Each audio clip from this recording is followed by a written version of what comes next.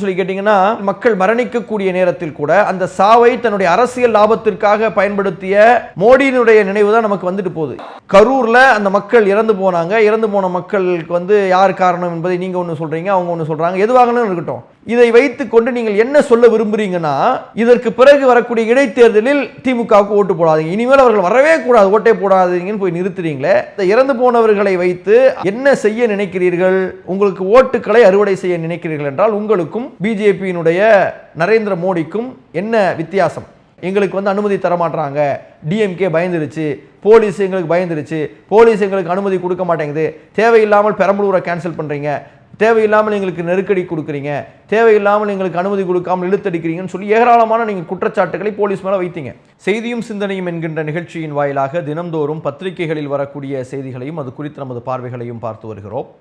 அந்த அடிப்படையில் இன்றைய தினம் பல்வேறு சமூக வலைதளங்களிலும் நியூஸ் சேனல்களிலும் மிக முக்கியமான ஒரு விஷயம் இன்று பேசப்பட்டது. கரூரில் விஜய் அவர்கள் கலந்து கொள்ளக்கூடிய ஒரு கூட்டம் குறித்த செய்தி அது. கரூரில் சுமார் 40க்கும் அதிகமான மக்கள் கூட்ட நெரிசலில் இறந்து போனதற்கு பிறகு முதலமைச்சர் விஜயாக இன்று விஜய் அவர்கள் முதல் முறையாக அதில் கலந்து கொள்கிறார். கரூர் சம்பவத்திற்கு பிறகு வெகு நாட்களாக கரூர் பகுதிக்கு செல்லாமல் அவர்களை சென்னைக்கு அழைத்து அவர்களுக்கான உதவிகளை செய்து விஜய் அவர்கள் முதலாக கரூர் சென்ற சம்பவம் பல்வேறு செய்தி சேனல்களிலும் நேஷனல் நியூஸ் மீடியாக்களிலும் பேசுபொருளாக மாறியது. எல்லாவற்றிற்கும் மேலாக வழக்கமாக இப்படிப்பட்ட பேச்சுக்களை சிறப்பான முறையிலே தொடர்ச்சியாக டெலிவரி செய்யக்கூடியதில் விஜய் பல பயிற்சிகளை எடுத்தது போன்று மிக தெளிவாக தெரிகிறது. அந்த அடிப்படையில் மிக சிறப்பான முறையில் இன்னைக்கு ஒரு தொகுப்பாக அதை பேசியிருந்தார். ஒரு 20 நிமிடங்கள் பேசியிருந்தாலும் பல்வேறு கோணங்களில் அந்த விஷயமானது பேசப்பட்டு இருந்தது. எதிரிகளுக்கு பதில் சொல்வது, மக்களுக்கு தகவல் சொல்வது, அவர் மீது வைத்திருக்கக்கூடிய விமர்சனங்களுக்கு பதில் சொல்வது, ஆட்சியில் நடந்த விஷயங்களை சொல்வது, அடுத்து வரக்கூடிய விஷயங்களை பேசுவது, அதே மாதிரி வரக்கூடிய தேர்தல்களை குறித்து பேசுவது என்று பல விஷயங்களை கலவையாக பேசினார். இது குறித்த விஷயங்களைத்தான் இன்று நாம் பார்க்க இருக்கிறோம். அப்படி என்ன விஜய் அவர்கள் பேசினார்கள்? சுருக்கமாக சொல்வதாக இருந்தால், பல இடங்களில் திராவிட முன்னேற்றக் கழகத்தையும் அதனுடைய தலைவராக இருக்கக்கூடிய ஸ்டாலினையும் சாடினார். தீய சக்தி என்கின்ற வார்த்தைகளை வழக்கம் போல சொன்னார். அதிமுகவை சாடினார். மக்கள் மத்தியில் அவர்களுக்கு இருக்கக்கூடிய உறவை புதுப்பித்துக் கொள்ளக்கூடிய வகையில் பல தகவல்களை பதிவு செய்தார். அதே மாதிரி அவரை குறித்து வைக்கப்படக்கூடிய விமர்சனங்களாக இருக்கக்கூடிய சோபா மாடல் மாதிரியான விஷயங்களை குறித்தெல்லாம் மறைமுகமாக பேசினார். வழக்கமாக தீய சக்தி என்று திமுகவை திட்டி தீர்த்தார். இங்கே இருக்கக்கூடிய அமைச்சர்கள் வெளிமாநிலங்களில் தப்பி ஓடி ஒளிந்திருக்கிறார்கள் என்கின்ற விஷயங்களை எல்லாம் பேசினார். எதிர்க்கட்சியாக இருக்கக்கூடிய ஒன்றை குறித்து ஆளும் கட்சி எவ்வாறு பேசுவது என்பது யதார்த்தமானது. அதை குறித்து நாம் பெரிதாக கவலைப்பட வேண்டியதும் இல்லை. ஆனால் அதே நேரத்தில் இவர்கள் பேசிய பேச்சை குறித்து நமது பார்வைகளை பார்க்க வேண்டிய ஒரு தேவை என்பது இருக்கிறது. இவருடைய பேச்சை ஒரு பொதுவான ஒரு நபராக பார்க்கக்கூடிய நேரத்தில் ஏன் இதை குறித்து பேச வேண்டிய ஒரு தேவை இருக்கிறது? சமூகம் சார்ந்து ஏராளமான விஷயங்கள் இருக்கிறதே, இஸ்லாமிய மக்கள் குறித்து நிறைய விஷயங்கள் இருக்கிறதே, இதை விட்டுவிட்டு ஒருவர் பேசிய பேச்சை எடுத்து டீகோட் பண்ணணுமா என்கின்ற கேள்வி என்பது ஒரு சிலருக்கு உள்ளங்களில் தோன்றலாம். கண்ணியத்திற்கு உரியவர்களே, ஒரு முதலமைச்சராக இருக்கிறார், பல இளைஞர்களால் கவனிக்கப்படக்கூடிய ஒருவராக இருக்கிறார். இஸ்லாமியர்களில் ஒரு சிலர் இவரை கூர்ந்து கவனிக்கக்கூடிய ஒரு சூழலும் இருக்கிறது. இருக்கக்கூடிய விஷயங்களை நமது பார்வையை உள்ளது உள்ளபடி சொல்லிவிடும் போது அவ்வாறு கவனிக்கக்கூடியவர்கள் இதிலிருந்து தக்க பாடங்களை பெற்றுக்கொள்வார்கள் என்கின்ற ஒரு நோக்கத்தோடு தான் இந்த விஷயம் என்பது பதிவு செய்யப்படுகிறது. இவர் சொன்ன விஷயங்களில் பல விஷயங்கள் நாம் சற்று ஆழமாக பேச வேண்டிய ஒன்று இருக்கிறது. எதிர்க்கட்சியை அவர்கள் திட்டுகிறார்கள், எதிர்க்கட்சியை குறித்து கேலி செய்கிறார்கள் என்பதெல்லாம் இயல்பானது. ஆனால் இப்போ அதை பொதுவாக பார்க்கக்கூடிய ஒரு இஸ்லாமிய இளைஞரோ ஒரு இளம் பெண்ணோ எவ்வாறு அதை கவனிக்க வேண்டிய ஒரு தேவை இருக்கிறது என்பதை பார்க்கணும். உதாரணத்திற்கு அவர் பேசும்போது என்ன சொல்றாருன்னா, பார்ட்டி ஃபண்ட் என்று பேசின உடனே எதிர்க்கட்சிகள் எல்லாம் எழுந்து ஓடிவிட்டார்கள் என்று சொல்றார். எதிர்க்கட்சிகள் எழுந்து ஓடுனாங்களா என்பதை தாண்டி அந்த இடத்துல சட்டசபையினுடைய நடைமுறைகளை குறித்து புரிந்து கொள்ள வேண்டிய ஒரு அவசியம் என்பது இருக்கிறது. ஒரு சட்டசபை என்று ஒன்று நடக்கிறது என்றால் அந்த சட்டசபையில் தங்களுடைய எதிர்ப்பை காண்பிப்பதற்கு வெளிநடப்பு என்பது காலகாலமாக இருக்கக்கூடிய ஒரு நடைமுறை. அதுதான் எதிர்ப்பினுடைய ஒரு வழிமுறை. அங்கே என்ன செய்ய முடியும்? தாங்கள் ஒரு கருத்தை சொல்கிறார், அந்த கருத்துக்கு மாற்று கருத்து எதிர்க்கட்சியினருக்கோ அல்லது இன்னொரு தரப்புக்கோ இருக்கிறது என்கின்ற நேரத்தில் அவர்கள் வெளிநடப்பு செய்கிறோம் என்று செய்வார்கள். அது எதிர்ப்பினுடைய ஒரு நிலை. இதை அதிமுகவும் செய்திருக்கிறது. திமுக எதிர்க்கட்சியாக அதிமுகவினுடைய ஆட்சி காலத்தில் அதை செய்திருக்கிறது. இவ்வாறு மாறி மாறி செய்வதும், செய்யக்கூடியவர்கள் தப்பி ஓடிவிட்டார்கள், ஓடி ஒளிந்து விட்டார்கள் என்று சொல்வதும் ஒரு நடைமுறை. ஜெயலலிதா அவர்கள் கூட திமுகவை குறித்து சொல்லியிருக்கிறார். திமுக அதிமுகவை குறித்து இவரெல்லாம் சொல்லி இருக்கிறது.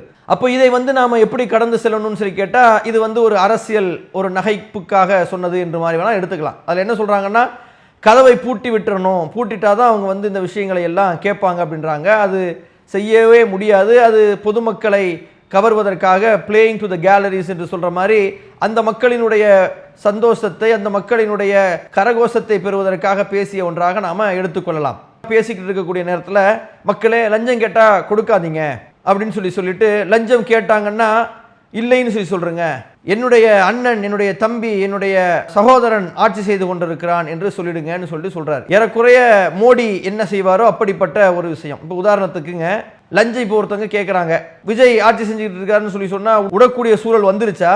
இது இன்னைக்கு நடைமுறையில் இருக்கக்கூடிய ஒரு சூழலாகத்தான் இருக்கிறதா என்று கேள்வி கேட்க வேண்டிய ஒரு தருணம் என்று இருக்கிறது. சில பத்திரிகைகள் ஊழல் ஒழியக்கூடிய ஒரு சூழல் உருவாகிவிட்டது என்பது மாதிரி எழுதுறாங்க. ஆனால் நடைமுறையில் அவ்வாறு வெளிப்படையாக எல்லா துறைகளிலும் எல்லா இடங்களிலும் அப்படிப்பட்ட ஒரு சூழல் உருவானதாக தெரியவில்லை. வெளிப்படையாக மக்கள் அவ்வாறு பேசிக்கொள்ளவும் இன்னும் ஆரம்பிக்கவில்லை. சரி, ஒருவேளை ஊழல் இருக்கிறது என்றால் அவர்கள் நான் கொடுக்க மாட்டேன்னு சொல்றாங்க, கொடுக்கலாம் வேலை செய்ய மாட்டேன்னு அவங்க சொல்றாங்கன்னா, லஞ்சம் வாங்கக்கூடியவரை தடுக்க வேண்டிய ஒரு நிலை என்பது அரசாங்கத்திற்கு இருக்கிறது. அதற்கு என்ன செய்யணும்? இவர் மீது புகார் தெரிவிப்பதற்கு ஒரு எண்ணை தரணும். அப்படிப்பட்ட எண் ஏதாவது தரப்பட்டிருக்கா இதுவரையும் சொல்லி கேட்டா எதுவும் தரப்படலை. மாறாக எப்படிப்பட்ட ஒரு புரளி பரப்பப்பட்டதுன்னு சொல்லி கேட்டா, 1000 ரூபாய் ஒருவர் உங்ககிட்ட லஞ்சம் கேட்டா கூட நீங்க அவரை குறித்து நீங்கள் கம்ப்ளைண்ட் செஞ்சீங்கன்னு சொல்லி கேட்டீங்கன்னா, தாவேக அரசாங்கம் 1 லட்சம் ரூபாய் உங்களுக்கு இதாக தரும்னு சொல்லிட்டு ஒரு புரளி கிளம்பியது. ஆட்சி அமைந்த சில நாட்களிலே உருவானது. அது பொய் என்று அதற்கு பிறகு நிரூபணமானது. இந்த பேச்சுக்கும் விஜய் அவர்கள் சொன்னதற்கும் பெரிய வித்தியாசம் இருப்பதாக தெரியவில்லை. நீங்க வேணா இதை ஒரு குறியீடாக சொன்னீர்கள் என்று வேணால் நம்ம எடுத்துக்கொள்ளலாம். அதே மாதிரி அண்ணன் தம்பி தாய்மாமன் சீரு என்ற மாதிரியான விஷயங்களை எல்லாம் நீங்க பேசுறீங்க. ஒரு சிலர் அதை ஏற்றுக்கொள்கிறார்கள். உங்களுடைய தொண்டர்கள் உங்களை அண்ணன் என்று சொல்கிறார்கள், பெண்களும் அண்ணன் என்று சொல்கிறார்கள். இன்னைக்கு கரூர் சம்பவத்தில் பாதிக்கப்பட்ட பல பேருக்கு நீங்கள் உதவியை கொடுக்கக்கூடிய ஒரு நேரத்தில் கூட அதில் பலர் கண்கலங்கி அழுததும், அதே மாதிரி அவர்கள் அண்ணன் என்று சொன்னதும் என்கின்ற விஷயங்கள் எல்லாம் நடந்தது. சரி, ஆனால் இந்த பாயோ பெஹனோ என்று சொல்லி வரக்கூடியவர்களை எல்லாம் அண்ணன் தம்பி என்று சொல்லி இப்படி சொல்லக்கூடிய ஒரு வழக்கம் என்பது இந்திய பிரதமருக்கு இருக்கிறது. நீங்கள் அப்படிப்பட்டவராக மாறிவிடக்கூடாது என்கின்ற ஒரு அவசியத்தையும் உணர்ந்து நாம பேசுறோம். இவ்வாறு பேசுவதன் மூலமாகவே எல்லாம் சரியாகிவிடும் என்கின்ற ஒரு எண்ணம் உங்களுக்கு வந்துவிடக்கூடாது என்கின்ற ஒரு கருத்தையும் நாம பதிவு செய்ய வேண்டிய ஒரு தேவை என்பது இருக்கிறது. அவர் தான் ஜப்பான்ல இருந்து பிரதமர் வந்தாங்கன்னு சொல்லி கேட்டீங்கன்னா அவங்க என்னுடைய தங்கச்சின்னுவாரு. ஜப்பான்ல இருந்து என்ன முதலீடு வந்துச்சுன்னு இருக்காது. இதை ஒரு பேசுனது மட்டும்தான் உலகத்துக்கே இருக்கும். ஊருக்கு போகிற இடத்துலலாம் போயிட்டு ஒரு அவார்டை ஒன்று வாங்கிப்பார், கட்டி பிடிச்சிப்பார், ஒரே ஒரு சிரித்து பேசுவார். அவர் என்ன பேசுகிறார், இவர் என்ன பேசுகிறாருன்னே புரியாத அளவிற்கு இவரை கேலி செய்யக்கூடிய பல வீடியோக்கள் எல்லாம் வந்ததையெல்லாம் பார்க்குறோம். அப்படிப்பட்ட ஒரு சூழலை நோக்கி சும்மா என்னுடைய அண்ணன்மார்கள் தம்பிமார்கள் என்று சொல்வதனால பிரயோஜனம் இல்லை. லஞ்சத்தை ஒழிக்க வேண்டும் என்று நீங்கள் சொல்வீர்களே ஆனால், லஞ்சம் கொடுக்காதீர்கள் என்று நீங்கள் சொல்வீர்களே ஆனால், லஞ்சம் கொடுக்க வைக்கக்கூடிய அரசு அதிகாரிகளினுடைய நிலை என்ன? அவர்களை நீங்கள் என்ன செய்ய போகிறீர்கள்? அவர்களுக்கு ஏதாவது புகார் என்ன அறிவிக்கப்பட்டிருக்குதா? இதை நீங்கள் சொல்ல வேண்டிய ஒரு தேவை என்பது இருக்கிறது. சிங்கப்பெண் திட்டம் என்று ஒன்றை ஆரம்பத்தில் கொண்டு வந்தீங்க. அதற்கு புகார் அளிப்பதற்கு நம்பர் ஒன்றும் கொடுக்கப்படலை. பழைய நம்பரை உபயோகப்படுத்தணும்னு சொன்னீங்க. அதற்கு பிறகு புதிதாக ஒரு எண் வந்தது. இப்படி சில விஷயங்கள் காலதாமதமாக நடந்தது. ஆட்சிக்கு 60 நாட்கள் தான் ஆகி இருக்கிறது. ஆனால் இந்த நேரத்தில் லஞ்சம் வேண்டாம் என்று ஒரு மக்களுக்கு அறிவுரையை சொல்லக்கூடிய நேரத்தில் அதற்கான ஒரு எண்ணையும் சேர்த்து சொல்லியிருப்பீர்களே ஆனால் சிறப்பானதாக இருந்திருக்கும். குறைந்தபட்சம் அதற்கான எண் அறிவிக்கப்பட உள்ளது என்பதை குறித்தோ வேறு யாராவது பேசியிருந்தால் கூட நன்றாக இருந்திருக்கும். நீங்கள் இதை உண்மையாகவே ஒழிக்க நினைக்கிறீர்கள் என்கின்ற ஒரு எண்ணம் மக்களுக்கு வரும். இல்லை என்றால் இது சும்மா பேச்சுக்கு நடக்கக்கூடிய விஷயமாகத்தான் மக்கள் பார்ப்பார்கள். அதையும் தாண்டிங்க, ஊழல் பெருச்சாளிகள் என்று திமுகவை அதை சாடி இருக்கிறீர்கள். திருட்டு திமுக என்று திமுகவை திட்டி இருக்கிறீர்கள். நாம திமுகவுக்காக ஆதரித்து பேச வேண்டிய ஒரு அவசியம் இல்லை. ஆனால் ஒரு பார்வையாளராக, நடுநிலையாளராக அல்லது ஓட்டு போடக்கூடிய ஒரு வாக்காளராக, மக்களுக்கு கருத்துக்களை எடுத்து செல்லக்கூடிய ஒரு அமைப்பில் பொறுப்பாளராக இருக்கக்கூடிய ஒரு சூழலில் இப்படிப்பட்ட ஒரு கருத்துக்களை பார்வைகளை சொல்ல வேண்டிய ஒரு அவசியம் என்பது இருக்கிறது. திருட்டு திமுக என்று ஒரு வார்த்தையை பயன்படுத்துகிறீர்கள், கடுமையான வார்த்தையாகத்தான் அது இருக்கிறது. அப்போ திமுகவில் இருக்கக்கூடியவர்கள் யாருமே திருடவில்லையா? அவர்களுக்கு சான்றிதழ் அளிப்பதற்கு நாம் ஒன்றும் சுப்ரீம் கோர்ட் ஜட்ஜெல்லாம் இல்லை. எல்லா கட்சிகளிலும் தவறு இழைக்கக்கூடியவர்கள் இருக்கிறார்கள். ஆனால் நீங்கள் எதை சொல்கிறீர்கள் என்றால், நாங்கள் தூய்மையானவர்கள் என்று சொன்னீர்கள், தீய சக்தி திமுக என்று சொன்னீர்கள். கரூரில் நீங்கள் இந்த நிகழ்ச்சியை நடத்தக்கூடிய நேரத்தில் கரூரை சார்ந்த விஜயபாஸ்கர் உங்கள் பக்கத்தில் இருக்கிறார். அவர் மீது எத்தனை ஊழல் குற்றச்சாட்டுகள் இருக்கிறது? நீங்கள் கரூர் சம்பவத்தில் பாதிக்கப்பட்டவர்களுக்கு நீங்கள் 40 அரசாணைகளை வழங்கினீங்களே, அப்போ உங்க பக்கத்தில் செங்கோட்டைன்னு ஒருத்தர் இருக்கிறாரு, அவர் ஊழல் குற்றச்சாட்டுகள் நிரூபிக்கப்பட்டவர். லஞ்சம் வாங்காதீர்கள், ஊழல் செய்யாதீர்கள் என்கின்ற ஒரு விஷயத்தை நீங்கள் சொல்வீர்களே. ஆனால் இப்ப இந்த சவுக்கு சங்கர் அவர் அந்த தன்னுடைய சவுக்கு மீடியாவில் இதை குறித்து பேசியிருக்கிறாரு. அதை குறித்து என்ன நீங்க டிசிஷன் எடுக்க போறீங்க என்கின்ற ஒரு கேள்வி என்பது வருகிறது. அப்போ எல்லாவற்றையும் இரும்பு கரம் கொண்டுதான் இந்த அரசாங்கம் அடக்குகிறதா என்கின்ற கேள்வி என்பது வருகிறது. பொதுவாக இந்த விஷயத்தை பார்க்கக்கூடிய நேரத்தில் பிஜேபியினுடைய சாயல், மோடியினுடைய சாயல் சற்று தெரிகிறது. உடனே இங்க இருக்கக்கூடியவர்கள் எல்லாம் சொல்லுவாங்க, யாரா இருந்தாலும் உடனே பிஜேபி நீங்க சொல்லிடுவீங்க அப்படின்னு சொல்லுவாங்க. பிஜேபிக்கு என்று ஒரு பேட்டர்ன் இருக்கிறது. அந்த பேட்டர்ன் அதே மாதிரி இது ஃபாலோ ஆவது போன்று தெரிகிறது. இவர்கள் பிஜேபியை சார்ந்தவர்களா? முன்னால திருமாவளவன் அவர்கள் கூட சொன்னார்கள், RSS கள்ளக்குழந்தை என்றெல்லாம் சொன்னாங்க. இன்னைக்கு அவங்களோட இருக்கிறாங்க.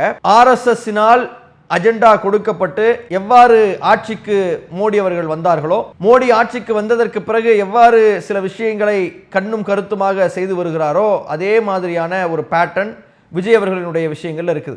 முதலாவதாக பத்திரிகையாளர்களை சந்திப்பதே இல்லை என்பதில் மோடி கண்ணும் கருத்துமாக இருந்தார். அந்த நடைமுறையை விஜய் பின்பற்றுகிறார்.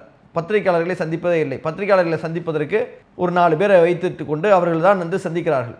ஏன் பத்திரிகையாளர்களை சந்திக்க மறுக்கிறீர்கள்? பத்திரிகையாளர்களுடைய கேட்கக்கூடிய கேள்விகளுக்கு பதில் சொல்வதற்கு அச்சமா? எப்பவுமே நீங்க சொல்லக்கூடிய விஷயங்கள் எல்லாம் ஒரு ப்ரிப்பேர்டு ஒரு நியூஸாகத்தான் இருக்கிறது. இது மோடியினுடைய வழக்கமும் கூட. மோடி அவர் பேசுறதை தான் கேட்கணும். அவர் சொல்வாரு, எல்லாரும் கேட்கணும். அவரை யாரும் கேள்வி கேட்க கூடாது. இப்படிப்பட்ட ஒரு நிலைதான். அது நாடாளுமன்றமாக இருந்தாலும் சரி, பத்திரிகைகளுக்கு பேட்டி கொடுக்கறதா இருந்தாலும் சரி, உங்களுக்கு எந்த மாம்பழம் பிடிக்கும் அப்படின்னு சொல்லி கேட்கக்கூடிய ஆட்களைத்தான் அவர் பேட்டி கேட்கறதுக்கு வைப்பார். அவர் பேட்டி கேட்கறதுக்கு முன்னாடி என்னென்ன கேள்விலாம் நீங்க கேட்பீங்கன்றது முன்னாடியே தெரிஞ்சிடணும். அதுக்கான பதிலாம் அவர் எழுதிட்டு வந்துடுவார். எங்கேயாவது ஒரு ஸ்பீச் ஒன்று கொடுக்குறாருன்னா ஏற்கனவே எழுதின ஸ்பீச் எல்லாம் எழுதி டெலிபிராம்டரில் போட்டு அவர் உட்காந்து படிச்சுக்கிட்டு இருப்பாரு. டெலிபிராம்டர் ரிப்பேர் ஆயிடுச்சுன்னா முழிச்சுக்கிட்டு இருப்பார். நீங்க நல்லா சினிமாவெல்லாம் பேசி பழக்கப்பட்டதுனால வசனங்களை எல்லாம் எந்த விதமான தங்கு தடைகளும் இல்லாமல் மனப்பாடம் செய்து சொல்லக்கூடிய அந்த திறமை என்பது உங்களுக்கு இருக்கிறது. உங்களை நாங்கள் குறைத்து மதிப்பிடவில்லை, உங்களுடைய நோக்கத்தையும் நாங்கள் குறை சொல்லவில்லை. நீங்கள் தவறானவர் என்கின்ற ஒரு ஒட்டுமொத்த முத்திரையும் உங்கள் மீது குத்தவும் நாங்கள் விரும்பவில்லை. ஆனால் அதே நேரத்தில் உங்களுடைய செயல்பாடுகள் அப்படிப்பட்ட எண்ணங்களைத்தான் எங்களை போன்றவர்களுக்கு ஏற்படுத்துகிறது என்பதை நாம் உங்களுக்கு சொல்லிக்கொள்ள வேண்டிய ஒரு தேவை என்பது இருக்கிறது. அவர்தான் இந்த ஆடை அணிகலன்களுக்கெல்லாம் ரொம்ப முக்கியம் கொடுப்பார். ஊழலுக்கு எதிரானவர் என்று மோடி அவர்கள் தன்னை குறித்து பேசிக்கொள்வார். ₹1 கூட ஊழல் செய்ய மாட்டேன்னு சொல்லுவார். யாரையும் சாப்பிடவும் விட மாட்டேன், சாப்பிடவும் மாட்டேன். ஏறக்குறைய அதே டயலாக நீங்க சொன்னீங்க சட்டசபையில். தொடமாட்டேன், தொட்டால் விடமாட்டேன், தொடக்கூடியவர்களையும் விட மாட்டேன், தொட்டவர்களையும் விட மாட்டேன், என்னென்னமோ டயலாக் சொன்னீங்க. இப்போ நீங்க இணைந்து கொண்டு இருக்கக்கூடிய அதிமுகவில் இணைந்து கொண்டு இருக்கக்கூடியவர்கள் எல்லோரும் யார் என்று நீங்கள் பார்க்கணும். நீங்கள் புதுக்கோட்டை விஜயபாஸ்கராக இருந்தாலும் சரி, கரூரை சார்ந்த விஜயபாஸ்கராக இருந்தாலும் சரி, பக்கத்தில் இருக்கக்கூடிய செங்கோட்டையனாக இருந்தாலும் சரி, இணைந்ததில் 90% அவர்கள் பேருக்கு ஊழல் வழக்குகள் இருக்கிறது. ஊழல் வழக்குகளில் தண்டிக்கப்பட்டவர்கள் இருக்கிறார்கள். இன்னும் ஊழல் செய்கிறார்கள் என்கின்ற குற்றச்சாட்டுகள் இருக்கிறது. அறப்போர் இயக்கம் என்கின்ற இயக்கம் இன்றைக்கு இருக்கக்கூடியவர்களை குறித்து பல குற்றச்சாட்டுகள் ஊழல் குறித்து வைக்கப்படுகிறது. உங்கள் பக்கத்தில் இருக்கக்கூடிய ஆதவ் அர்ஜுனா அவர்களினுடைய மாமனார் மீது அல்லது ஆதவ் அர்ஜுனா அவர்களின் மீதே பல்வேறு குற்றச்சாட்டுகள் பொருளாதார ரீதியாக வைக்கப்படுகிறது. உங்களின் மீதே பொருளாதார ரீதியாக ஒரு குற்றச்சாட்டு வைக்கப்பட்டு ஹைகோர்ட்ல நீங்கள் கண்டிக்கப்பட்ட வரலாறுகளும் இருக்கிறது. அப்போ வெறும் பேச்சுக்கு சில விஷயங்களை பேசிவிட்டு மக்கள் மத்தியில் நம்மை தூய்மையானவர்களாக காட்டிக்கொள்வது என்பது சரியானதில்லை. இதை பார்க்கக்கூடிய இளைஞர்கள் புரிந்து கொள்ளணும். அரசியல் என்கின்ற ஒன்று வரக்கூடிய நேரத்தில் இங்கே நியாயவான்கள் என்பவர்களுக்கு இடமில்லை. இங்கே ஊழல்வாதிகள் தான் நிறைந்திருக்கிறார்கள். எந்த கட்சியாக இருந்தாலும் அதுதான் நிலை. அரசியலை நோக்கி ஒருவர் செல்வதற்கு மூல காரணமாகவே எது இருக்கிறது என்றால் அதுதான் இருக்குது. நாங்கள் ஓட்டுக்கு பணம் கொடுக்கவில்லை, ஓட்டுக்கு பணம் கொடுக்காமல் தான் நாங்கள் வந்தோன்னு சொல்லிட்டு நீங்கள் சொல்கிறீங்க. உங்களில் கூட சில வாக்காளர்கள் ஓட்டுக்கு பணம் கொடுத்துருக்குறாங்க. சரி, பெரும்பான்மையானவர்கள் கொடுக்கல என்பது உண்மை. ஆனால் இப்ப நீங்க உங்களோடு இணையக்கூடியவர்கள் எவ்வாறு இணைகிறார்கள் என்கின்ற கேள்வி வருகிறது. எவ்வாறு அவர்கள் இணைகிறார்கள்? அப்படி ஓட்டுக்களை பெற்று வந்தவர்களை நீங்கள் ஒட்டுமொத்தமாக உங்களின் பக்கம் இழுத்துக் கொள்கிறீர்களே, அவர்களை நீங்கள் பொருளாதாரம் கொடுத்து அவர்களை பணம் கொடுத்து சோபா மாடல் என்கின்ற ஒரு விஷயத்தின் மூலமாக நீங்கள் இழுத்துக் கொள்கிறீர்கள் என்கின்ற சொல்கிறார்களே, அதற்கு வைக்கப்படக்கூடிய ஒரு தார்மீக ரீதியான பதில் என்ன? பொத்தாம் பொதுவாக நாங்கள் குதிரை மாடல், கழுதை மாடல், ஒட்டக மாடல்லாம் செய்ய மாட்டோம்னு சொல்லி நீங்க சொல்றீங்க. ஆனா அதிமுகவில் நின்று ஜெயித்த ஒருவரை நீங்கள் ராஜினாமா செய்ய வைத்து உடனடியாக தாவேகாவில் இணைக்கிறீர்களே, இது தார்மீக ரீதியாக எந்த வகையில் சரி? உங்களுக்கு 108 இடங்களை மக்கள் கொடுத்தாங்க, 107 இடங்கள் உங்களுக்கு இருக்கிறது. உங்களுக்கு வெளியில் இருந்து ஆதரவு கொடுப்பதற்கு கட்சிகளும் தயாராக இருக்கிறது. இதை தாண்டி உங்களுக்கு அதிகமான எம்எல்ஏக்களை சேர்க்க வேண்டிய ஒரு தேவை என்ன எப்போது வந்தது? இதற்கு முன்னர் தமிழகத்தில் மைனாரிட்டி ஆட்சியே அமைந்தது இல்லையா? கலைஞருடைய தலைமையில் ஒரு மைனாரிட்டி ஆட்சி நடந்தது. அந்த மைனாரிட்டி ஆட்சியை வெளியில் இருந்து சில கட்சிகள் ஆதரித்தன. அப்படி நீங்கள் நடத்திட்டு போனீங்கன்னா ஒரு கண்ணியமான ஒரு முறையில் இருந்திருக்கும். 108 107 இடங்கள் இருக்குது, எவனையும் நீங்கள் இழுக்க வேண்டியதில்லை. இதுவரையும் ஆதரவு கொடுத்தாங்கன்னா ஆளுங்க, முடிந்த அளவுக்கு நல்லது செய்யுங்க. ஒருவேளை கூட இருக்கக்கூடிய விசிகாவோ சிபிஐயோ சிபிஎம்மோ ஐயுஎம்ஓ உங்களுக்கு ஆதரவை வாபஸ் வாங்கி கொண்டு களையக்கூடிய ஒரு சூழல் வந்தால் அதுவரை செய்த நல்லதை வைத்து நீங்கள் மக்கள் மத்தியில் போங்க. மக்கள் எவ்வாறு 28% வாக்குகளை கொடுத்தார்கள் அதை விட கூடுதலாக கூட கொடுப்பதற்கு வாய்ப்புகள் இருக்குது. ஏற்கனவே அவ்வாறு தான் ஒரு தடவை டெல்லியில் ஆம் ஆத்மியினுடைய ஆட்சி கவிழ்க்கப்பட்டது. அதற்கு பிறகு ஆம் ஆத்மி என்பது ஸ்வீப்பிங் விக்டரி பெற்று வந்தது. இதெல்லாம் உங்களுக்கு முன்னாடி இருக்கக்கூடிய வரலாறுகள். உங்கள் கூட தான் ஜான் ஆரோக்கியசாமி இருக்கிறாரு. நிறைய படித்தவர்களை எல்லாம் பக்கத்தில் வைத்திருப்பதாக சொல்கிறாங்க. அவர்கள் எல்லாம் எப்படிப்பட்ட நியாயமான கருத்துக்களை உங்களுக்கு சொல்வதில்லையா என்று நமக்கு தெரியலை. அதே மாதிரி அன்பு குழந்தைகள்னு சொல்லிட்டு நீங்கள் இறந்து போன பிள்ளைகளை குறித்து நீங்கள் பேசுகிறீங்க. கரூரில் நடந்த அந்த சம்பவத்தை குறித்து நீங்கள் பேசுவது என்பது உண்மையிலேயே நமக்கு எதை ஞாபகப்படுத்துதுன்னு சொல்லி கேட்டிங்கன்னா, ஒரு பெரிய ஒரு கலவரம் நடக்கக்கூடிய நேரத்தில், மக்கள் மரணிக்கக்கூடிய நேரத்தில் கூட அந்த சாவை தன்னுடைய அரசியல் லாபத்திற்காக பயன்படுத்திய மோடியினுடைய நினைவு தான் நமக்கு போகுது. ஏன் இவ்வளவு கடுமையான ஒரு விமர்சனத்தை நம்ம சொல்ல வேண்டிய ஒரு சூழல் வருது அப்படின்னு சொன்னீங்கன்னா, நீங்க யோசிச்சு பாருங்க. பெஹல்காம்ல ஒரு தாக்குதல் நடக்குது, ராணுவ வீரர்கள் இறந்து போகிறார்கள். ராணுவ வீரர்கள் இறந்ததை வைத்து அவர் அரசியல் செய்தார். அதே மாதிரி பாகல்கோட் என்கின்ற ஒரு பகுதியில் ஒரு பெரிய தாக்குதல் நடத்தி நம்முடைய ராணுவ வீரர்கள் இறக்கிறார்கள். அந்த ராணுவ வீரர்கள் இறந்ததை வைத்து அவர் தேர்தல் அரசியல் செய்தார். ஏறக்குறைய அதே தான் நீங்க செய்றீங்க. இந்த இடத்துல கரூர்ல அந்த மக்கள் இறந்து போனாங்க. இறந்து போன மக்களுக்கு யார் காரணம் என்பதை நீங்க ஒன்று சொல்றீங்க, அவங்க ஒன்று சொல்றாங்க. எதுவாகணும் இருக்கட்டும், இதை வைத்துக் கொண்டு நீங்கள் என்ன சொல்ல விரும்புறீங்கன்னா, இதற்கு பிறகு வரக்கூடிய இடைத்தேர்தலில் திமுகவுக்கு ஓட்டு போடாதீங்க, இனிமேல் அவர்கள் வரவே கூடாது, ஓட்டே போடாதீங்கன்னு போய் நிறுத்துறீங்களே. இறந்து போனவர்களை வைத்து கோபத்தை வைத்து நீங்கள் என்ன செய்ய நினைக்கிறீர்கள்? உங்களுக்கு ஓட்டுக்களை அறுவடை செய்ய நினைக்கிறீர்கள் என்றால் உங்களுக்கும் பிஜேபியினுடைய நரேந்திர மோடிக்கும் என்ன வித்தியாசம் என்கின்ற ஒரு கேள்வி என்பது வருகிறது. சரி, அதில் நீங்கள் என்ன சொல்கிறீங்கன்னு சொல்லி கேட்டிங்கன்னா, பெரம்பலூரில் எங்களை அனுமதிக்கல, திரும்பி போக சொல்லிட்டாங்க, வந்தீங்கன்னா எங்கள் கூட்டம் ஜாஸ்தியாக இருக்குது, சரி வராதுன்னு சொல்லி அதை ஏன் எங்களுக்கு கரூரில் செய்யவில்லை அப்படின்னு சொல்லி நீங்கள் ஒட்டுமொத்த பழியை தூக்கி போலீஸ் மேலே போடுறீங்க. போலீஸ் எங்களை நல்ல பிள்ளைகள் மாதிரி எங்களை அலோவ் பண்ணி எங்களை கொண்டு நாடகம் ஆடி விட்டார்கள் என்று சொல்கிறீங்க. நான் அவர்களை நம்பினேன் என்று சொல்கிறீங்க. ஒரு அரசியல் கட்சியை நடத்தக்கூடியவர், ஆயிரக்கணக்கான மக்களுக்கு தலைவராக இருக்கக்கூடியவர் பேசக்கூடிய பேச்சு இது இல்லைங்க. நீங்கள் ஒரு கூட்டத்தை நடத்துகிறீர்கள் என்றால் உங்கள் கூட்டத்திற்கான பாதுகாப்பை போலீஸ் தரும். போலீஸ் என்பது உங்களுக்கு தரக்கூடிய பாதுகாப்பு என்பது, அவர்கள் சொல்லக்கூடிய தகவல் என்பது இருக்கிறது. நீங்கள் அவர்கள் அனுமதி தரலனாலும் அவர்களை எதிர்த்து நீங்கள் பேசிக்கொண்டே தான் இருந்தீங்க. எங்களுக்கு அனுமதி தர மாட்டாங்க, டிஎம்கே பயந்துருச்சு, போலீஸ் எங்களுக்கு பயந்துருச்சு, போலீஸ் எங்களுக்கு அனுமதி கொடுக்க மாட்டேங்குது, தேவையில்லாமல் பெரம்பலூரை கேன்சல் பண்ணுறீங்க, தேவையில்லாமல் எங்களுக்கு நெருக்கடி கொடுக்குறீங்க, தேவையில்லாமல் எங்களுக்கு அனுமதி கொடுக்காமல் இழுத்தடிக்கிறீங்கன்னு சொல்லி ஏராளமான நீங்கள் குற்றச்சாட்டுகளை போலீஸ் மேலே வைத்தீங்க. அப்போ கரூரில் உங்களுடைய நிர்வாகிகள் என்ன செஞ்சுட்டு இருந்தாங்க? கரூரில் இருக்கக்கூடிய மாவட்ட செயலாளர் என்ன பண்ணிட்டு இருந்தாரு? கரூரில் உங்களுக்குன்னு சொல்லி தொண்டரணியே இல்லையா? அவ்வளோ மக்கள் கூடுகிறார்களே, காலையில் இருந்து ஏன் அவர்கள் அவ்வளோ பேர் அங்கே கூட்டப்பட்டார்கள்? நீங்கள் ஏன் தாமதமாக வந்தீர்கள்? அவ்வளவு தாமதமாக வரக்கூடிய நேரத்தில் அங்கே கூட்டம் அலைமோதக்கூடிய ஒரு சூழலில் அவர்களுக்கு தேவையான உணவு வழங்கப்பட்டதா, தண்ணீர் வழங்கப்பட்டதா? இந்த உணவு வழங்குவது, தண்ணீர் வழங்குவது எல்லாம் போலீஸினுடைய விஷயமா அல்லது உங்களுடைய நிர்வாகிகளுடைய விஷயமா? இதையே இப்போ பேச வேண்டிய ஒரு தேவை வருதுன்னு சொல்லி கேட்டிங்கன்னா, நரேந்திர மோடி தான் என்ன செய்வார்னு சொல்லி கேட்டிங்கன்னா, முக்கியமான மேட்டரை பேச மாட்டார். மேலோட்டமாக ஒரு விஷயத்தை பேசிட்டு அதில் மக்கள்கிட்ட கைத்தட்ட வாங்கிட்டு அதில் ஓவர் பண்ணிட்டு போயிடக்கூடிய ஒரு வேலையை செய்வார். அதே மாதிரியான ஒரு வேலையை விஜயாகிய நீங்களும் செய்கிறீர்களோ என்கின்ற ஒரு அச்சமும் ஒரு சந்தேகமும் எங்களுக்கு வருகிறது. அப்போ நம்ம இதெல்லாம் சொல்ல வேண்டியிருக்கு. இப்போ மக்கள் மறந்துடுவாங்கன்னா அப்போ மக்களுக்கு இதை நினைவுபடுத்த வேண்டிய ஒரு தேவை என்பது இருக்கிறது. எங்களை சார்ந்த மக்களுக்கு, எங்களுடைய கருத்துக்களை கேட்கக்கூடிய மக்களுக்கு, இஸ்லாமிய சமூகத்திற்கு, உங்களினுடைய பேச்சுக்களை பார்த்து ஏமாந்து விடக்கூடாது என்கின்ற ஒரு விஷயத்தை நாங்கள் பதிவு செய்ய விரும்புகிறோம். அப்போ உங்களுக்கு எதிராக நாங்கள் மக்களை திருப்புகிறோமா என்கின்ற கேள்வி உங்களுக்கு வரலாம். நாம இருக்கக்கூடிய விஷயங்களை இருப்பது என்ன என்கின்ற விஷயத்தை நம்ம மக்கள் மத்தியில் பதிவு செய்வதற்கு கடமைப்பட்டிருக்கிறோம். யாருக்கு ஆதரவு, யாரை அவர்கள் நம்புவது என்பதை மக்கள் முடிவு செய்து கொள்ளட்டும். இப்போ நாம சொல்லக்கூடிய விஷயம் இதுதான். அந்த கரூர்ல இருக்கக்கூடிய போலீஸ்காரர்களை குறித்து நீங்கள் குற்றம் சாட்டுகிறீர்களே, அந்த கரூர் போலீஸ்காரர்கள் உங்களை ஏமாற்றிட்டாங்கன்னு சொல்றீங்க. யார் சொல்லி செய்தீர்கள்? இப்படி வந்தால் அப்படி செய்யுங்கள், அப்படி வந்தால் இப்படி செய்யுங்கள், அப்படி நடந்தால் இப்படி செய்யுங்கள்னு சொல்லி யாரோ சொல்றாங்க, யாரையும் நீங்க சந்தேகப்படுறீங்க. சரி, ஓகே, அது சம்பந்தமாக இன்வெஸ்டிகேஷன் சிபிஐ பண்ணிக்கிட்டு இருக்கு, ரைட். இப்போ இதுல சந்தேகப்பட்டதாக யாரோ ஒருவர் சொல்லி அங்க செய்ததாக சில போலீஸ்காரர்களை சொல்றீங்களா? அந்த போலீஸ்காரர்களை ஏதாவது சஸ்பெண்ட் பண்ணியிருக்கீங்களா? அவர்கள் மீது ஏதாவது நடவடிக்கை எடுத்திருக்கிறீங்களா? அப்போ இதை நீங்கள் சும்மா ஒரு பேச்சுக்கு சொல்றது மாதிரி இருக்கு. எப்படி லஞ்சம் வாங்காதீர்கள் என்று சொல்லிவிட்டு அதற்கான வழியை சொல்லவில்லையோ, அதே மாதிரி போலீஸ்காரர்கள் எங்களை ஏமாற்றி விட்டார்கள், நாடகமாடினார்கள் என்று சொல்லக்கூடியவர்கள், நாடகமாடிய போலீஸ்காரர்கள் மீது நடவடிக்கை எடுத்தீர்களே ஆனால் நீங்கள் சொல்வது உண்மை இல்லைனா இது சும்மா அரசியல் ஸ்டண்ட் என்று தான் மக்கள் பார்க்கக்கூடிய ஒரு சூழல் என்பது வருகிறது. இப்போ நீங்க பேசக்கூடிய நேரத்தில் அதே மாதிரி இன்னொரு விஷயத்தை நீங்கள் என்ன சொல்றீங்கன்னு சொல்லி கேட்டீங்கன்னா, இதுவும் நம்ம நரேந்திர மோடி அவருடைய வேலை தான். நீங்கள் பேசும்போது நரேந்திர மோடியை ஏதாவது ஒரு வகையில் திட்டியம். ஏற்கனவே நீங்கள் பல இடங்களில் பேசுனதில் நீங்கள் ஒன்றிய அரசாங்கத்தை குறித்து எதுவுமே பேச மாட்டீங்கன்னு சொல்லி யாராவது சொன்னாங்களா என்னன்னு தெரியல. அந்த அடிப்படையில் இன்னைக்கு பிஜேபியை குறித்து நீங்கள் என்ன சொல்லியிருக்கீங்கன்னா, பிஜேபின்ற வார்த்தையை பயன்படுத்தல, டீலிமிட்டேஷன் தமிழ்நாட்டில் நாங்கள் வர விட மாட்டோம் அப்படின்னு சொல்றீங்க. தமிழ்நாட்டில் மட்டும் இது நடக்கக்கூடிய விஷயமா டீலிமிட்டேஷன்றது? டீலிமிட்டேஷனை தமிழ்நாடு மட்டும் தனியாக நின்று தடுத்துட முடியுமா? இன்னைக்கு இந்தியாவில் என்ன நடந்து கொண்டு இருக்கிறது என்பதை குறித்து உங்களுடைய அரசியல் நிலைப்பாடு என்ன, உங்களுடைய கட்சியினுடைய நிலைப்பாடு என்ன? இன்னைக்கு மகாராஷ்டிராவில் இருக்கக்கூடிய எம்எல்ஏக்களை எம்என்எஸ் என்று சொல்லக்கூடிய கட்சி விலைக்கு வாங்குகிறது. அதே மாதிரி வெஸ்ட் பெங்காலில் திரிணாமுல் காங்கிரஸ் கட்சியினுடைய எம்எல்ஏக்கள் பல பேரை அவர்கள் ஒரே நாளில் விலை கொடுத்து வாங்குகிறார்களா, மிரட்டி பணிய வைக்கிறார்களா என்று தெரியல. எம்பிக்கள் பல பேர் பிஜேபி பக்கம் போகக்கூடிய ஒரு சூழல்.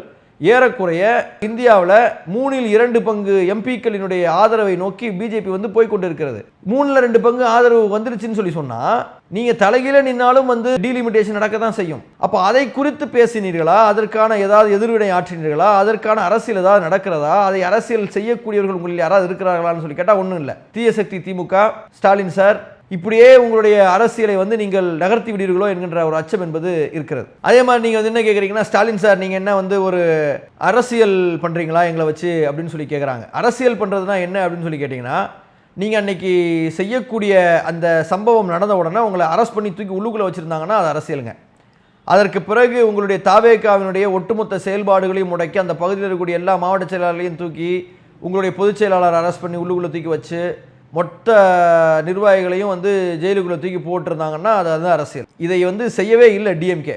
இன்றைக்கு டிஎம்கேல இருக்கக்கூடிய பல பேர் புலம்புவதே எப்படிப்பட்ட புலம்பலாக இருக்குதுன்னு சொல்லி கேட்டிங்கன்னா, அன்னைக்கு அவர்களை நம்ம ரொம்ப ஜென்டில்மேன் பாலிடிக்ஸ் பண்ணிட்டு விட்டுட்டோம் அப்படின்னு சொல்லிட்டு பேசிக்கிறாங்க.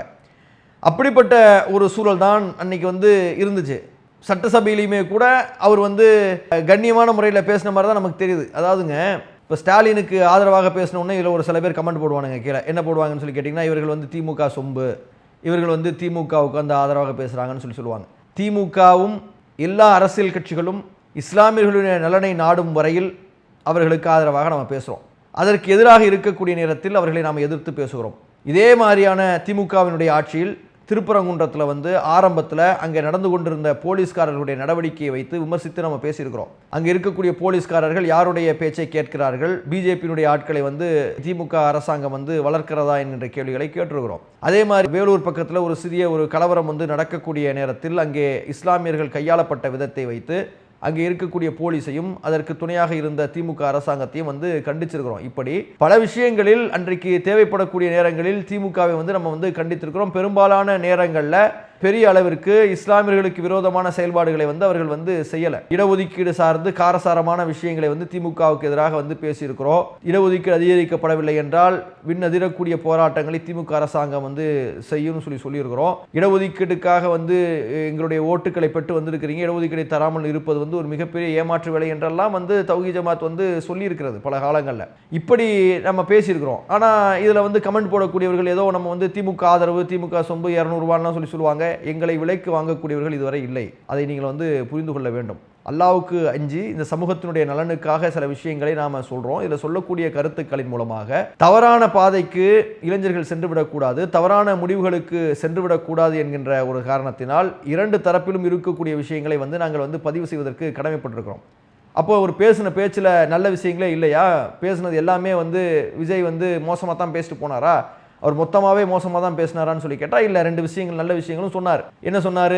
அந்த ஆட்சியில் நடந்த நல்ல விஷயங்களை சொல்லும்போது எல்என்டி என்கின்ற ஒரு நிறுவனம் ஏறக்குறைய 18,600 கோடி ரூபாய் முதலீடு செஞ்சது. அந்த எல்என்டி நிறுவனத்தில் காட்டுப்பாக்க போர்ட்டில் 100 கோடி ரூபாய் முதலீடு. அதே மாதிரி ஏறக்குறைய 16,000 கோடி ரூபாய் முதலீடு காஞ்சிபுரத்தில் டேட்டா சென்டர் எக்ஸ்டெண்ட் பண்ணுறாங்க. 30 மெகாவாட்லேருந்து 90 மெகாவாட்டாக எக்ஸ்டெண்ட் பண்ணுறாங்க. அதில் ஒரு 16,000 கோடி ரூபாய். கோயம்புத்தூரில் ஒரு எலக்ட்ரானிக் ஜோன் ஒன்று வருது. இதெல்லாம் அவர் சொல்லலை. ஒரு 18,600 கோடி, அதே மாதிரி 8,500 பேருக்கு வேலைன்னு சொல்லிட்டு ஒரு சிம்பிளான ஒரு வார்த்தையை சொன்னார். இது குறித்து செக் பண்ணக்கூடிய நேரத்தில் இந்த விஷயம் நடந்திருக்கிறது. திமுக ஆட்சியில் சில திட்டங்கள் அதில் இருந்து வந்த மாதிரியும் சில செய்திகள் இருக்கிறது. ஆனால் பெரும்பான்மையாக நடத்தியது தாவேகாவினுடைய அரசு நடத்தினது மாதிரி தான் தெரியுது. பாராட்ட வேண்டிய ஒரு அவசியம் நிச்சயமா இருக்க தான் செய்தார். இன்னொரு கருத்தை சொல்றாரு, ஏறக்குறைய 300 இபி செயற்பொறியாளர்களுக்கு ப்ரொமோஷன் கொடுத்துருக்காங்கன்ற ஒரு விஷயத்தை சொல்றாரு. அதுவும் பாராட்டப்படக்கூடிய விஷயங்கள். இப்படி நல்ல விஷயங்களை செய்தால் பாராட்டுவோம். ஆட்சிக்கு வந்த உடனேயே டாஸ்மாக் கடைகளை மூடும்போது உடனடியாக தௌஹீத் ஜமாத்தின் சார்பாக அதை ஆதரித்து அதற்கு பாராட்டுகளை தெரிவிக்கக்கூடியவர்களாக இருந்தோம். ஆர்எஸ்எஸ்ஐ சார்ந்தவர் என்று தெரிந்தும், ஆர்எஸ்எஸ்னுடைய பின்புலத்தில் இருந்துதான் வந்திருக்கிறார் நிர்மல்குமார் என்று தெரிந்தும், பிஜேபியினுடைய ஐடி விங்காகத்தான் நிர்மல்குமார் இதற்கு முன்னர் இருந்திருக்கிறார், அவ்வாறு தான் அவர் செயல்பட்டார் என்று தெரிந்தும், திருப்பரங்குன்றம் விஷயத்தில் தாவேக அரசாங்கம் தற்போது இருக்கக்கூடிய நிலையே தொடரச் செய்யும், முன்னாடி என்ன நிலை இருந்துச்சோ அதையே தொடரச் செய்யும் என்று சொன்ன உடனே நிர்மல்குமாருக்கு ஆதரவாகவும் இந்த தமிழ்நாடு தௌஹீத் ஜமாத்தின் சார்பாக அறிக்கை விடுத்தோம். அப்போ நம்ம எல்லா விஷயங்களையும் பொத்தாம் பொதுவாக இது பண்ணுறது இல்லைங்க. நம்ம ஒரே ஒரு விஷயத்தை என்ன எதிர்க்கிறோம்னு சொல்லி கேட்டிங்கன்னா, விஜய் என்கின்ற ஒரு மனிதரை அவருடைய அந்த கவர்ச்சியை வைத்து உடனே அதுக்கு வேறு ஏதாவது போடுவானுங்க. கவர்ச்சி என்று சொல்லக்கூடிய நேரத்தில் அவர் ஒரு திரைக்கவர்ச்சி என்பது இருக்குது. அவர் நல்லா டான்ஸ் ஆடினார், நல்லா பாட்டு பாடினார், நல்லா சினிமா பார்த்தார். அப்போ சினிமா பார்த்து சினிமா மோகத்தில் இருக்கக்கூடிய நூற்றுக்கணக்கானவர்கள் இருக்கிறாங்க. அவர்கள் தவறான முடிவுகளை எடுத்துவிடக்கூடாது என்பதற்காக இரண்டு பக்கத்தில் இருக்கக்கூடிய விஷயங்களையும் நாம் எடுத்து சொல்ல வேண்டிய ஒரு அவசியம் இருக்கிறதுனால இந்த விஷயங்கள் கூடுதல் ஆழமாக பேசப்படுகிறது. அப்போ நாம் இதன் மூலமாக சொல்லிக்கொள்ள விரும்புவது இதுதான். சுருக்கமாக சொல்வதாக இருந்தால், இந்த கூட்டம் என்பது விஜய் அவர்கள் நல்ல வழக்கம் போல் நல்லா ப்ராக்டிஸ் பண்ணி பெர்ஃபார்ம் பண்ணியிருக்கிறாருன்றதான் நமக்கு சொல்ல முடிகிறது. ஏன் இவ்வளோ குறைத்து மதிப்பிடுறீங்க, ஏன் அப்படி குறைச்சி பேசுகிறீங்கன்னு சொல்லி கேட்டிங்கன்னா, நம்மளுடைய புரிதல் அதுவாகத்தான் இருக்கிறது. அதை நம்ம சொல்கிறோம். அப்படித்தான் அது செய்திருக்கிறார் என்றுதான் தோன்றுகிறது. அதை நம்ம பதிவு செய்கிறோம். அதே மாதிரி அந்த கூட்டத்தில் இருக்கக்கூடிய தொண்டர்களை நீங்கள் பார்த்தீங்கன்னு சொல்லி சொன்னால், எப்போவுமே அந்த ஃபர்ஸ்ட் ஷோ பார்த்தவங்கலாம் அந்த துண்டுகள்லாம் வச்சுட்டு சுற்றிட்டு இருக்கிற மாதிரி, அந்த பெண்கள்லாம் கடந்து கத்துன்னு கத்திட்டு இருக்கிற மாதிரியான ஒரு சூழல் தான் இருக்குது. ஒரு 20 நிமிஷம் அவர் பேசிட்டு செல்றாரு அப்படின்றது ஏதோ ஒரு ஃபேன் ஃபாலோயிங் எப்படி இருக்குமோ அந்த மாதிரியான ஒரு சூழல் இருக்குதுங்க. அதாவது அரசியல் என்பது நீங்கள் சரியாக சொல்கிறீங்களோ தவறாக சொல்கிறீங்களோ, அந்த உங்களுடைய கொள்கைகள் என்ன என்று உங்களுடைய தொண்டர்களுக்கு சொல்லப்படணும். அந்த கொள்கைகளினுடைய குறித்த புரிதல்கள் இருக்கணும். கொள்கைகளுக்காக பேசக்கூடியவர்களாக, கொள்கைகளுக்காக நடக்கக்கூடியவர்களாக அவர்கள் இருக்கணும். ஒரு 100 முஸ்லீம்கள் இருக்கிறாங்கன்னு சொல்லி சொன்னால் அதில் பெரும்பான்மையானவர்கள் தாவேகாவுக்கு ஓட்டு போடவில்லை, அது உறுதி. ஒரு சிலர் ஓட்டு போட்டிருக்காங்க. தாவேகாவுக்கு ஓட்டு போடுறது தவறா அப்படின்னா, எப்போ அது தவறாக மாறும் என்றால், அவர்களினுடைய கொள்கைகளை, அவர்களை குறித்த முழு விஷயங்களையும் புரியாமல், ஒரு நடிகர் அவர் செய்வார், அவருடைய நடனம், அவருடைய இது பிடிச்சிருக்கு என்பதற்காக நான் ஓட்டு போடுறேன்னு சொல்லி ஒரு புத்தகம் முடிவெடுப்பாங்கன்னா அது தவறு. ஒரு இஸ்லாமிய பெண் என்னுடைய கணவனை விட விஜயை பிடிக்கும்னு சொல்லி சொல்வது ரொம்ப அவமானத்திலும் அவமானகரமான ஒரு விஷயம். ஒருத்தர் சொல்கிறாரு, நான் நோன்பு எவ்வாறு இருக்கிறேனோ அது மாதிரி நோன்பு திறந்துட்டு என்னுடைய அண்ணனை பார்த்த உடனே எனக்கு அப்படியே நோன்பினுடைய முழு பலன் கிடைச்சிருச்சுன்னு என்னென்னமோ பேசுகிறாங்க. ஒரு முஸ்லீம் எம்எல்ஏ நினைக்கிறேன், இவருடைய ஃபோட்டோவை எடுத்துகிட்டு கோயில், சர்ச்சு இதெல்லாம் போய்கிட்டு இருக்கிறாங்க. உங்களுடைய அரசியல் பிழைப்புக்கு இஸ்லாத்தை பயன்படுத்தி கொள்ளாதீர்கள், முதல் விஷயம் ஒன்று. ரெண்டாவது, இஸ்லாமியர்களாக இருக்கக்கூடிய இந்த இளைஞர்களும் இளம் பெண்களும் இப்படிப்பட்ட விஷயங்களுக்காக நீங்கள் ஓட்டு போடுறது தவறு என்று நாம சொல்றோம். உதாரணத்துக்கு இப்போ ஆட்சி பண்றாரு தாவேகா, டிஎம்கே விட பெட்டரா சட்டம் ஒழுங்கு கொண்டு வராங்க, டிஎம்கே விட பெட்டரா போதையை ஒழிக்கிறாங்க, டிஎம்கே விட பெட்டரா தொழில்துறையை முன்னேற்றுறாங்க, டிஎம்கே விட பெட்டரா கல்வியில விஷயங்களை கொண்டு வராங்க அப்படின்னு சொல்லி சொன்னா, ரெண்டு பேரையும் கம்பேர் பண்ணி பார்த்துட்டு இடைத்தேர்தலில் நீங்க அவங்களுக்கு ஓட்டு போடுறீங்கன்னா அது வேற விஷயம். இதையெல்லாம் பார்க்காம நாம் சும்மா ஒரு ஓட்டை போடுவோம் என்று ஓட்டு போடுவது என்பது தவறான விஷயம் என்பதைத்தான் நாம் உங்களுக்கு பதிவு செய்து கொள்ள விரும்புகிறோம். அல்லாஹு அக்பர், அல்லாஹு அக்பர்.